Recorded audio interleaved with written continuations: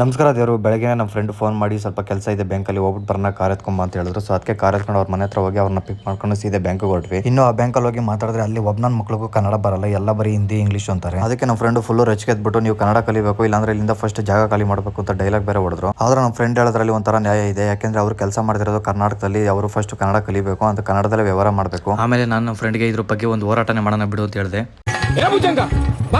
ಒಂದು ಉಗ್ರ ಹೋರಾಟ ಉಂಟು. ಬ್ಯಾಂಕಲ್ಲೆಲ್ಲ ಕೆಲಸ ಮುಗಿಸ್ಕೊಂಡು ಸೀದಾ ಗ್ಯಾರೇಜ್ ಹತ್ರ ಬಂದೆ. ಗ್ಯಾರೇಜ್ ಹತ್ರ ಏನು ಕೆಲಸ ಇಲ್ಲ ಅಂದ್ಬಿಟ್ಟು ನಮ್ಮ ಹುಡುಗನ ಸೈಕಲ್ ಎತ್ಕೊಂಡು ಆರಾಮಾಗಿ ಎಂಜಾಯ್ ಮಾಡ್ಕೊಂಡು ಸೈಕಲ್ ಹೊಡಿತಾ ಇದ್ದೆ.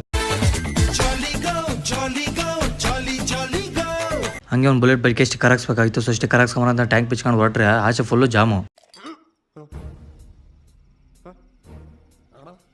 ಅಲ್ಲ ಗುರು, ಈ ಮಧ್ಯಾಹ್ನ ಟೈಮಲ್ಲಿ ಈ ರೇಂಜಿಗೆ ಜಾಮ್ ಆಯ್ತಲ್ಲ ಅಂತ ನಾನು ಫುಲ್ಲು ಶಾಕ್ ಆಗೋಗ್ಬಿಟ್ಟೆ. ಹಂಗೆ ಬೆಂಗಳೂರಲ್ಲಿ ಇದೆಲ್ಲ ಕಾಮನ್ ಅಲ್ವಾ ಅಂದ್ಬಿಟ್ಟು ಹಂಗೆ ಸಮಾಧಾನ ಮಾಡ್ಕೊಂಡು ಸೀದಾ ಸ್ಟಿಕ್ಕರ್ ಅಂಗಡಿ ಹತ್ರ ಬಂದೆ. ಸ್ಟಿಕ್ಕರ್ ಅಂಗಡಿಗೆ ಹೋಗಿ ಟ್ಯಾಂಕ್ ಕೊಟ್ಟಿದ ತಕ್ಷಣ ಪಟಾಪಟ ಅಂತ ಸ್ಟಿಕ್ಕರ್ ಹಾಕಿದ್ರು. ಹಂಗೆ ಬೈ ಜೊತೆ ಮಾತಾಡ್ಕೊಂಡು ಬೈ ನಾನು ಯಾರಂತ ಗೊತ್ತಾ ಅಂತ ಕೇಳಿದೆ.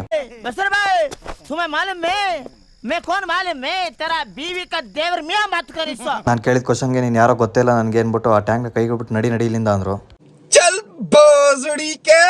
ಅಲ್ಲಿಂದ ಸೀದಾ ಮನೆಗೆ ಬಂದೆ. ಮನೆಗೆ ಬಂದ್ರೆ ನಮ್ಮನೆ ಡಾನ್ಗಳೆಲ್ಲ ನಾನು ವೆಲ್ಕಮ್ ಮಾಡಕ್ಕೆ ಆಚೆನೆ ಕಾಯ್ತಾ ಇದ್ರು. ನಾನು ವೈಲೆಂಟ್ ಆದ್ರಕಲ್ಲ ರಾಮ, ನಾನು ವೈಲೆಂಟ್ ಆದ್ನು ರಾವಣ ಕಂದ ರಾವಣ. ನೀನು ಏನು ಮಾತಾಡ್ಬೇಡ, ನನಗ್ ಸಿಟ್ಟಾದ್ರೆ ಹೊಡೆದಾಗ್ಬಿಡ್ತೀನಿ. ನಮ್ಮನೆ ಡಾನ್ಗಳನ್ನೆಲ್ಲ ಮಾತಾಡ್ಸ್ಕೊಂಡು ಹಂಗೆ ಒಳಗಡೆ ಹೋದ್ರೆ ನಮ್ಮ ಕುಳ್ಳಿ ನನ್ನ ಹತ್ರ ಬಂದ್ಬಿಟ್ಟು ಹಂಗೆ ಅಲ್ಲೇ ಮಲ್ಕೊಂಡ್ಬಿಟ್ಲು. ಹಂಗೆ ನಮ್ಮ ಕುಳ್ಳಿನ ಮಾತಾಡ್ಸ್ಕೊಂಡು ಕೂತಿದ್ದೆ. ಅಷ್ಟೊತ್ತಿಗೆ ನಾನು ಆರ್ಡರ್ ಮಾಡಿದ ಪಿಜ್ಜಾ ಬಂತು. ನಾನು ಪಿಜ್ಜಾನ ತಿಂದ್ಬಿಟ್ಟು ನಾನು ಡೇನ ಎಂಡ್ ಮಾಡಿದೆ. ಅಷ್ಟೇ. ಇಷ್ಟು ಹೇಳಕ್ಕೆ ಇಷ್ಟಪಡ್ತೀನಿ. ಓಕೆ ಫ್ರೆಂಡ್, ಬಾಯ್.